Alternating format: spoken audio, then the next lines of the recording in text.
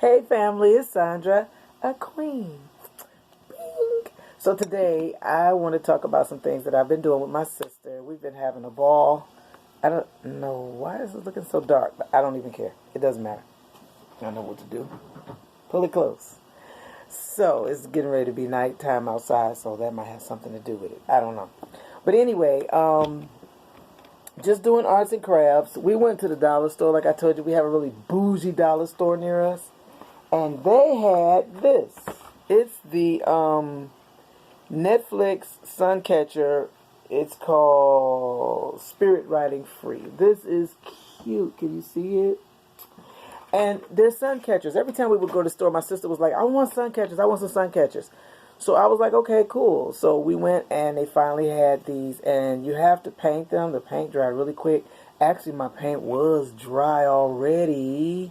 Look at that. It was dry already. Yuck, yuck. So she handed me that extra one, and I was like, okay, cool. So I had an extra paint from her. But look, isn't this cute? It's the horse. And you just paint a section in each day and let it dry. It dried in like, I want to say it dried in like 20 minutes. But anyway, I didn't feel like filling with that too much. But it has the big sun catcher. And what you do is you put these little golden ropes in and you hang it up. Okay? So then there were the smaller ones. Oops, it fell, Jesus. Oh, forget it. I don't even care. Okay. So then there's the smaller ones. And you hang those up as well. See? They just keep falling. I'm not worried about it. Could care less. Alright, so then we're big kids. We're big kids. We're out here on the marina and it's a lot of water. So I told her I like to fly kites. Right? So this is what I got. The panda one is mine. And hers is this little, I don't even know, some kind of cartoon character. I don't know who he is. But the panda one is mine. See? And so I put it together. I was so excited. I was like, this is going to be so much fun. And so she was like, yeah, it really will be. Actually, it's windy enough now. But the problem is it's cold outside. So we don't want to fly our kites while it's cold. It's just too breezy, and then your nose start running, and that's just not cool. So with that being said, we're going to wait. But I want to show you this. These are a pair of jeans from way back when. And what I did was I got these puff paints from Walmart. But you can get paint from anywhere. It has to be the cloth type paint. And you just scribble all over the jeans. You cut the jeans off at the leg or at the booty. And then you tuck it in and you sew it inside out. See, look. You turn them inside out. And you sew. Actually, I hand sewed this. See? But I can put it on the machine and finish it out. But I did it by hand. And just do it like 3 or 4 times. It's going to take a minute. And then when you put the paints on, you got to let it dry for 24 hours. And I got the strap from one of my Coach. I'm a Coach queen. I love Coach. I got my strap from a Coach purse that I had. And that was that. Oh, no, I'm sorry. This is Vera Bradley. But I have one with the Coach on it. So this is the bag. And it's a pair of jeans. And then I actually have the jeans themselves. These are my jeans from Old Navy. They closed. Bye, Old Navy. But look at the bottom. I don't know if you can see it. See that? I didn't do the back. I just did the front. But you can do the back. And I just put a bunch of colors on. See? These are those puff paints. It puffed out. It really looked cute. My sister, when she saw these. Oh, hey, Cynthia and Hanky. I love y'all. We'll probably go walking later on tonight. But when I put it on, it puffed. See, there's a puffiness to it. See how puffed it is? It's a puff. And you let that sit for 24 hours. And then what you do is you can wash them if you want. Because by then the paint is set. And it's really, really nice. It looked like the jeans came that way when in fact they did not. They didn't. When I got the jeans, they looked like this. I'm going to show you this right quick. Pair plain jeans. They were just plain jeans, see? Nothing. These got a cuff. I've never had jeans with a cuff, and they got like a bootleg kind of bell out. I'm going to get some bell bottoms. But what I'm going to do is I'm going to dye those. So the way you dye jeans, like you take some bleach and put it in a bucket, and then you get some water, but you have more bleach than water, okay? Just a little bit more bleach. Like, I want to say 5 capfuls of bleach to a half a bucket of water. You take the jeans, you rubber band them at the knee, and you stick them in the bucket. Don't put the whole jeans in there unless you want to. You can rubber band the whole jeans and do it. But I usually do it at the knee. Like right at the knee, you take the rubber band and you tie it off with the rubber band, and you stick this in the bucket, and you let it down. I'm going to show you how I do it. When I do it, I'm going to show you. And, you know, if you're under 12, you need an adult with you because those kind of chemicals can cause you to go blind. I knew a young man that he was playing with ammonia as a child and lost his eye, his vision in one eye. So really be careful with that. That's nothing to play with. I want to also show you that I've been crocheting. And I learned how to crochet off of YouTube. This is really cute. This is for a real baby. One of my friends, her baby is, her grandbaby is due. And I do them in a circle because I'm really not good at doing them in a square. But you just pick colors and you just keep going and going and going. And what you do is you take one stitch and you add 2 stitches in it so that it'll be wider as you go. I'll show you all that when I do it as well. But this one is for her grandbaby. That's her first grandson. And it just so happened this one was supposed to have been mine, but since she's got a baby coming, I'll give her this one. It doesn't matter. I'm not selfish. And then this one. This one, I forgot. Oh, this girl that's a postal worker. Her baby should be due by now. But I told her, I said, by the time I finish it, you'll have a baby first. But this is how big it is. Look how big it is. It's a big one. And she wanted one for her daughter, too. She has a daughter that's like 4 or 5 years old. But at first I said, let me just get this one for the baby done first. And I don't make them where they fit like a baby. I make them where they can keep them a lifetime. Where when they're older, they can still, you know, use it. You want them to be able to use it a lifetime because it took me almost a lifetime to crochet it. No, I'm just kidding. Just kidding. So, I've been with Stefan Lavoisier. His classes are excellent. It's a lot of us in the class. I think it's 100 of us or more in the class. No, I don't mean I've been with him. Wait a minute. No, not like that. I mean in the class. Purpose for living, okay? And I just want to say that his books really have been a big help to me, a confirmation in my life. I didn't know where I stood after I had left my ex. It didn't go well. And so with that being said, I moved on. But this one, God, Where Is My Boaz, is excellent. It really focuses on you more so than on your partner. And what one young lady was saying was, you know, God is working on your Adam and you can't rush God with that, right? So you need to wait because there's nothing like something that's premature. You know, if you ever handled a premature child, you know that they require extra help. They're not going to be like a regular child. Not that there's something wrong with them. They just need more care and love. So, Lord, work on my Boaz, Mr. Right, Adam. Thank you. And then this one, The Man God Has for You. Actually, these two came from the library. And since we've been on lockdown, I might end up keeping them. I'm just going to keep it real with you. But The Man God Has for You, he says 7 traits to help you determine your life partner. And one of the, he's on Stefan Speaks, Stephan Speaks Relationship on Facebook.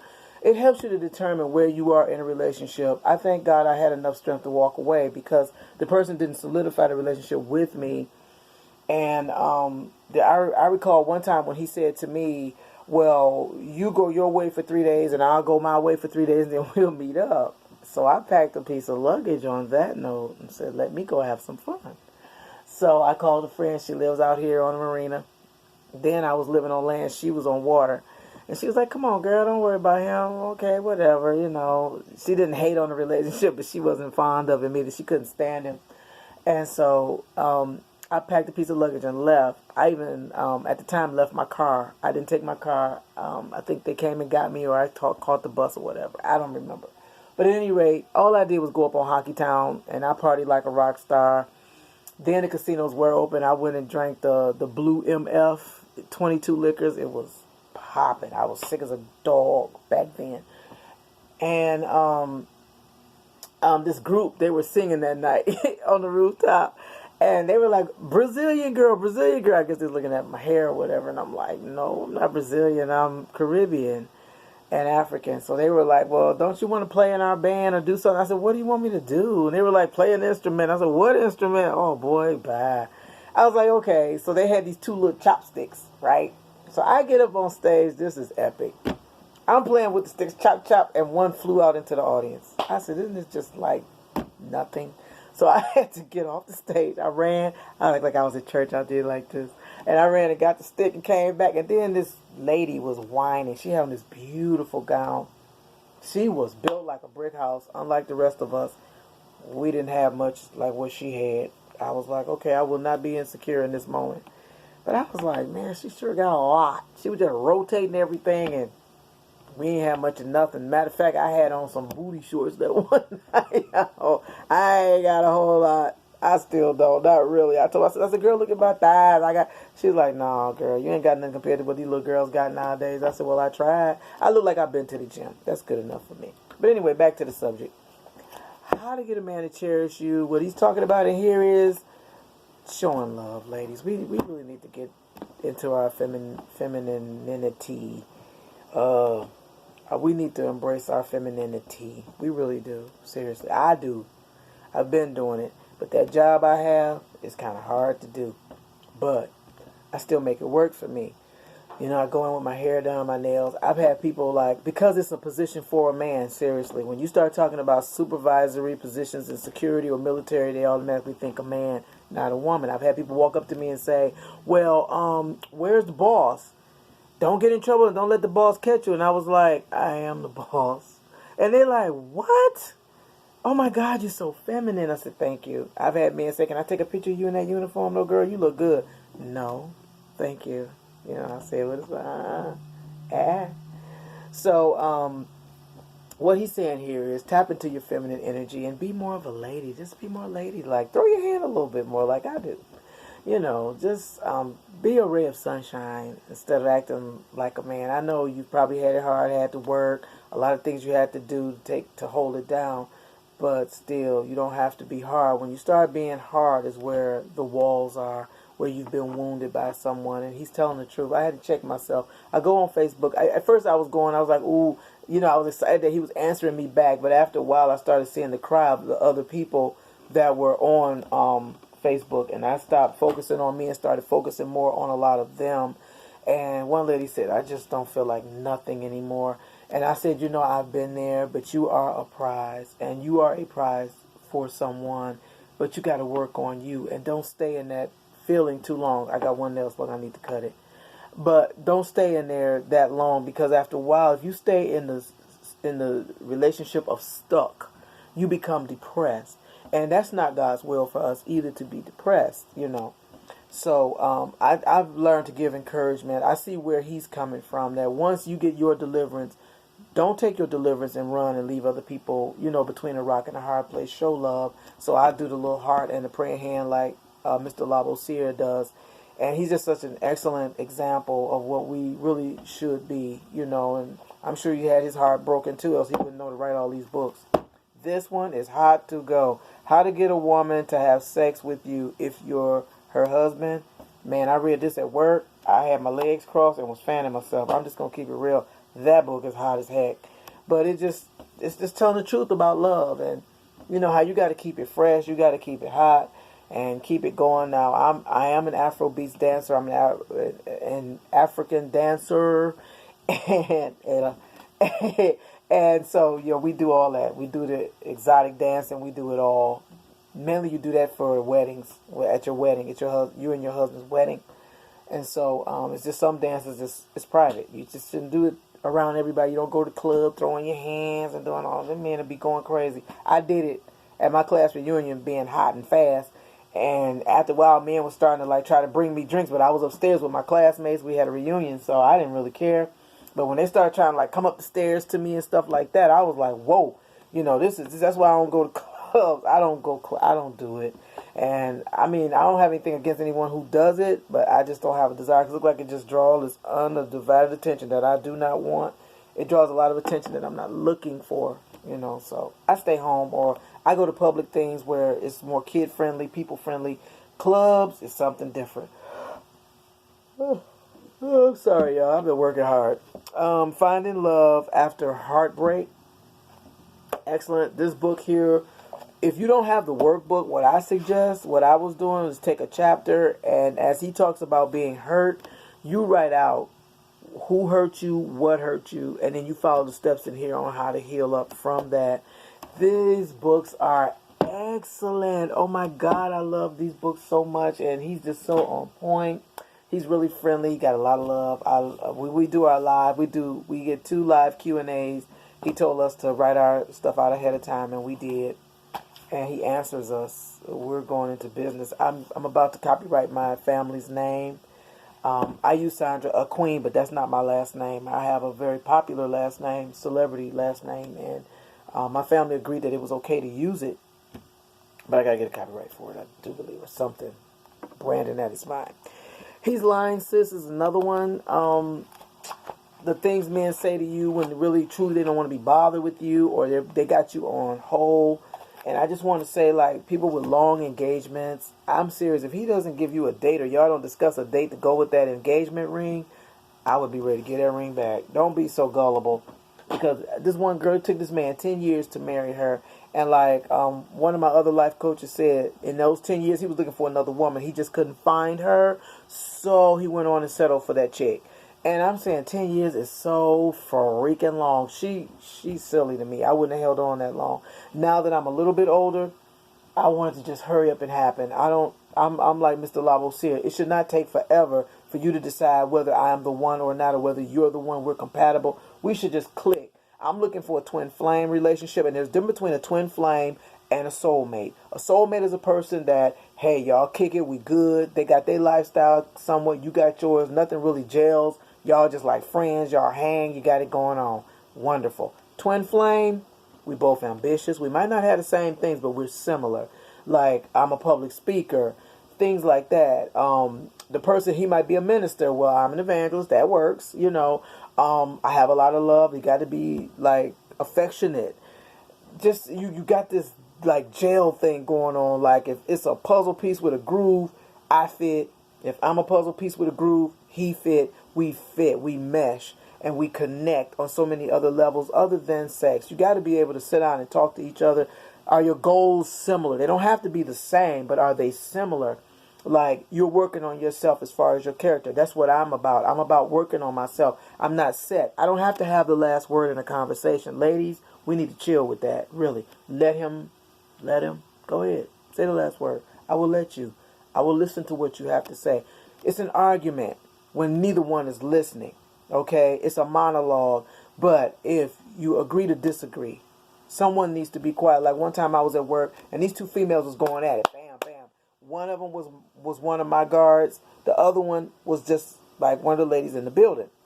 They kept clashing, bop, boom. I walked up. I said, I'm going to tell y'all something right now, and I have a lot of authority. I said, one of y'all need to stop talking. Okay, if one of you would stop pop, and trying to get your point across, and don't you hear what I'm saying? The other one needs to listen. I said, now both of y'all got failing relationships, because if you got a man and you just got to you got to get the last word in all the time, that relationship is 0. Because you're not going to out-talk a man. He's just going to keep going up another level, and if you ain't careful, he probably been up, pew, pew, pew, pew. And then you're going to pew, pew, pew back, and that's just not cool, okay? We got to chill, ladies. Y'all, with this feminine energy is one thing, but that masculine side, I don't own it. I'm not owning that, because in a marriage, I agree with Mr. Lavoisier, you have to pour into each other. Our relationship tore up with my ex because he was being a kid. He was just a a kid. He just wasn't mature enough. And I'm not saying it was all his fault. He said I was too independent. I'm like, well, what did you want me to do? Ask you for something? Like, I mean, what did you want me to do? I didn't understand. I was like, I was seriously like, well, so what did you want me to ask you for money or be like the girl that you had and took everything you had? She drained a whole bank account, y'all. She drained a whole bank account of his. I said, oh, but that was love? That was love. You're slow if you think that's love. Oh, now you worse than me. That's even worse. I never took him for his money because I didn't need his money. I had my own. Really, seriously. So then I'm just like, well, what were you looking for? What did you want from me? My thing was I wanted his heart. I didn't want your money. Okay, I got that. I got enough to survive on. I'm not saying I'm all out there like certain folks, but I don't ask anybody for anything. I don't want for anything because God takes care of your girl. Okay. So it just went from one thing to another. And I'm just like, you know what? You're making a lot of excuses. So at the end, when I was getting ready to move out of the house that I was in, because we were in a 4-family flat, he was across the hall from me. That was just the ultimate and worst. I got tortured for 17 years for that one. And so I had on my birthday coat. I had a mink on, and I had my cake and cupcakes and stuff. I was probably like a rock star. So he was like, hey, I need to talk to you. Okay. All right. So he was like, I want to take you out to dinner for your birthday. I was like, okay, we can go. All right, that's cool. Yeah. So we went out and we ate. Lord have mercy, that man could eat. First restaurant we went to, he complained about it. I wanted to go. He was like, no. He just made, because he had all these diamonds on. I said, well, look, Mr. T, why don't you take some of that stuff off? Why are you always like that anyway? I'm not impressed by all of that. So anyway, we ended up going to another restaurant because he complained so much. You know how men can do. So we went to this other restaurant, and he went to talking, and basically he was saying he was immature. He was sorry. Could we start over? I said, no. You know what? I love you, but I'm not in love with you. That's over. That little girl you met that was giddy happy, cooking for you, playing wife, and wasn't even at a girlfriend status. She's gone. She's gone. So no. I told him, I said, I wish we would have started like this. It would have been a lot easier. So, he took it, I guess, well, I don't know. I really didn't care at that point. I really did. The food was good, though. I won't keep it real. So, with that being said, this lady had a saying, and I'm done. I'm about to wrap this up.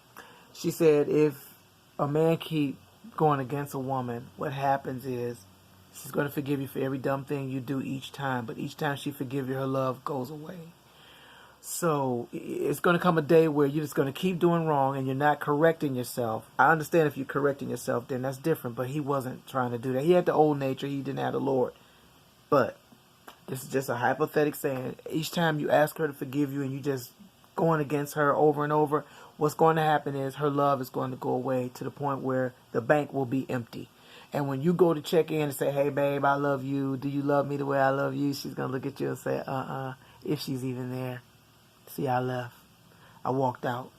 And there was just, he was trying to rekindle. But are you rekindling because that relationship didn't work? So now you're trying to make me a rebound girl? Nah. I'm not that kind of a lady. I'm wife material. Here where I live, to call a woman a wifey is an insult. Wifey is a term a lot of people use, but I don't prefer that for myself because wifey here where I live is the other woman. She does the wife duties that the wife's not doing. She's the side chick. I am wife material. I don't like the Y on the end.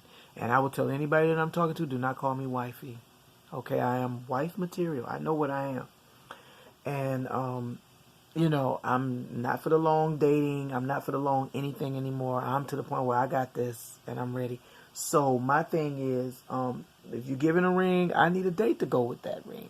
Or I'm going to give it back. I need a wedding date. Men know what they want. They know. And if we don't start being more specific with them and being honest, don't be afraid if he say no or whatever. If he don't have a date, okay, I'll give you a week to figure out one.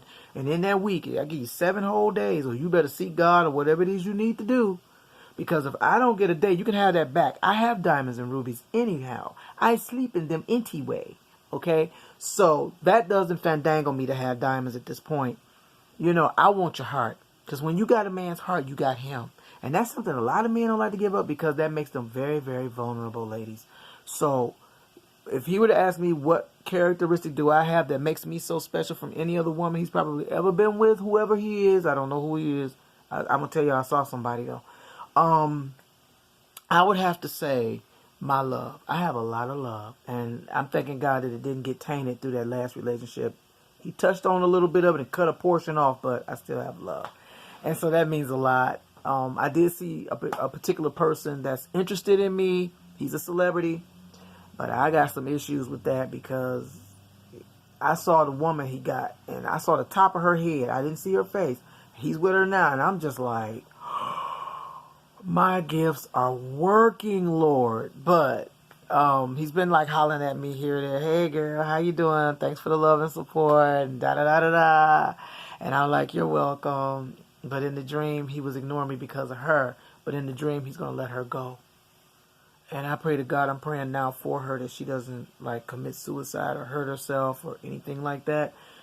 Him and I was not solidified in this dream. It's just that he came to me because I'm so supportive. And he was like, you know, I love the way you got my back, girl. You got my back, girl, you know. And I feel a little something, something for you. And in the dream, he kissed me on my neck. He sure is fine. I ain't gonna lie about it. But anyway, that girl he got, I'm praying for her now because she's already been in a very bad relationship that didn't work out. The man strung her along, and now, you know, sometimes men promise you things they don't mean. And they don't mean any harm, but they don't know what to say to you. So they'll say anything.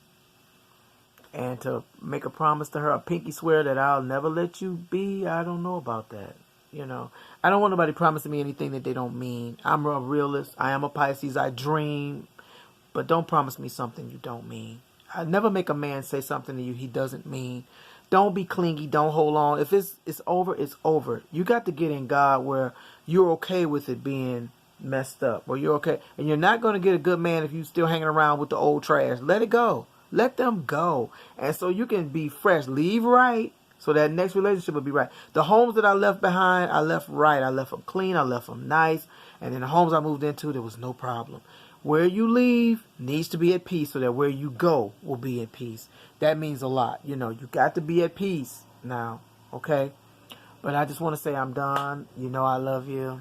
And we've had our fireside chat. But I'm going to start telling you guys some of the material I'm going to use out of my life and start writing my books. And this is Sandra Queen. I love you so much. And you take care. And may the good Lord bless you. And you stay encouraged. Bye.